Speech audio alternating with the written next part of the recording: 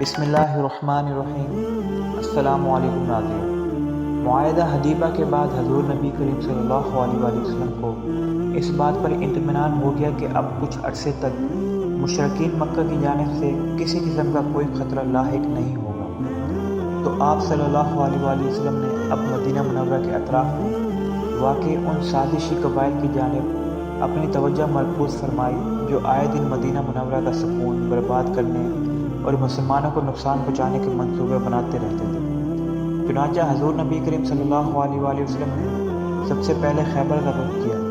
خیبر شہر میں کئی بلند ٹیلے اور پہاڑ تھے۔ یہ یہودی بستی تھی اور ان یہودیوں نے خیبر میں بے شمار قلعے تعمیر کر رکھے تھے۔ خیبر مدینہ منورہ سے 80 میل کے فاصلے پر واقع تھا۔ حضور نبی کریم صلی اللہ علیہ وآلہ وسلم مدینہ منورہ سے قریباً 1600 جانثار صحابہ کرام رضی اللہ عنہ کے ہمراہ روانہ ہوئے۔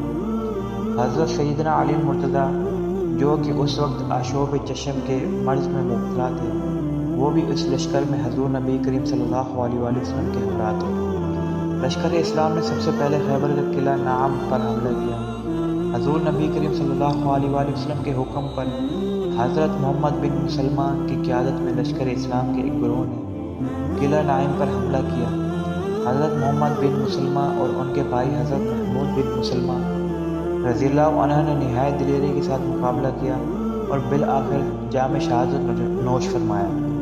قلعہ نعیم کے ساتھ بعد لشکر اسلام نے اپنی پیش قدمی جاری رکھی، یہاں تک کہ قلعہ کموس کے علاوہ وہ خیبر کے تمام قلعے فتح کر لیے۔ قلعہ کموس کا شمار خیبر کے سب سے مضبوط قلعوں میں ہوتا تھا۔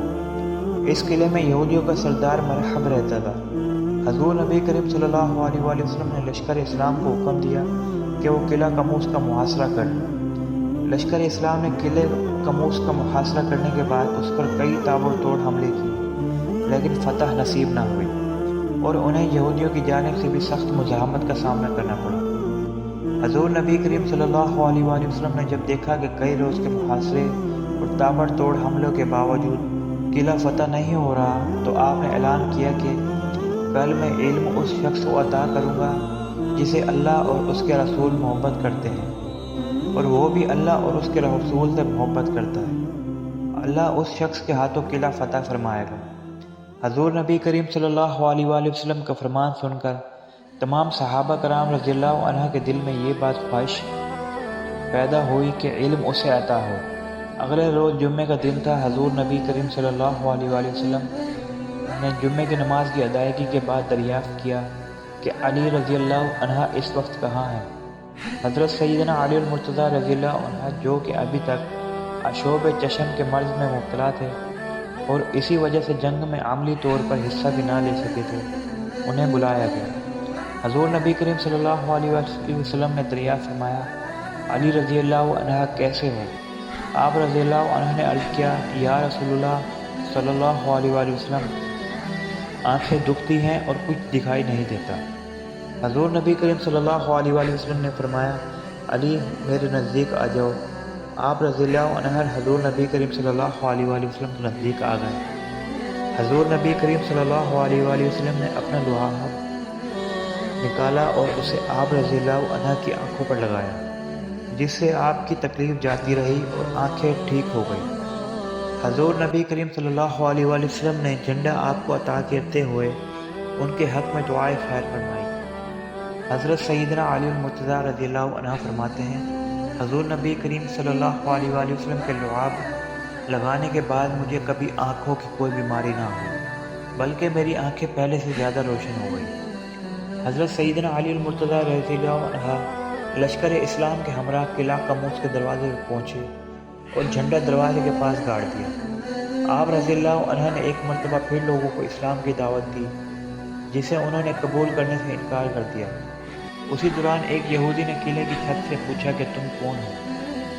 حضرت سیدنا علی المرتضیٰ نے فرمایا، میں علی بن ابی طالب ہوں۔ اس یہودی نے جب آپ رضی اللہ عنہ کا نام سنا تو کانپ اٹھا اور کہنے لگا، تو رات کی قسم، یہ شخص قلعہ فتح کیے بغیر ہرگز نہیں جائے گا۔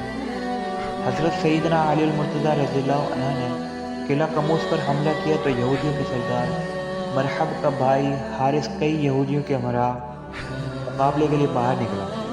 آپ رضی اللہ عنہ نے ایک ہی وار میں اس کا کام تمام کر دیا اور لشکر اسلام میں باقی کے تمام یہودیوں کو جہنم واصل کر دیا۔ مرحب کو جب اپنے بھائی کے قتل کی خبر ہوئی تو وہ غیظ و غضب کے عالم میں ایک لشکر کے ہمراہ قلعہ کا منہ سے باہر نکلا اور با آواز بلند کہنے لگا، خیبر مجھے جانتا ہے کہ میں مرحب ہوں، سطح پوش ہوں، بہادر ہوں اور تجربے کار ہوں۔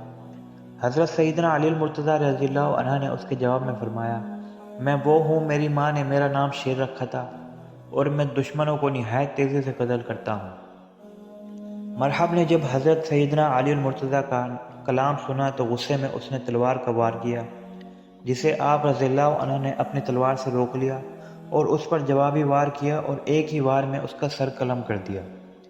مرحب کی لاش گرتے ہی لشکر اسلام نے یہودی لشکر پر حملہ کر دیا، جس سے بے شمار یہودی مارے گئے اور باقی جو بچ گئے وہ قلعے کے اندر بھاگ گئے اور قلعے کا دروازہ بند کر دیا۔ حضرت سیدنا علی المرتضیٰ نے قلعے کا بھاری بھرکم دروازہ اکھاڑ پھینکا اور لشکر اسلام قلعہ کموس میں داخل ہو گیا۔ یہودیوں نے شکست تسلیم کرتے ہوئے ایمان طلب کی اور آئندہ سے بد عہدی سے توبہ کر لی۔ حضور نبی کریم صلی اللہ علیہ وسلم نے جزیہ کی شرط پر ان سے صلح کر لی۔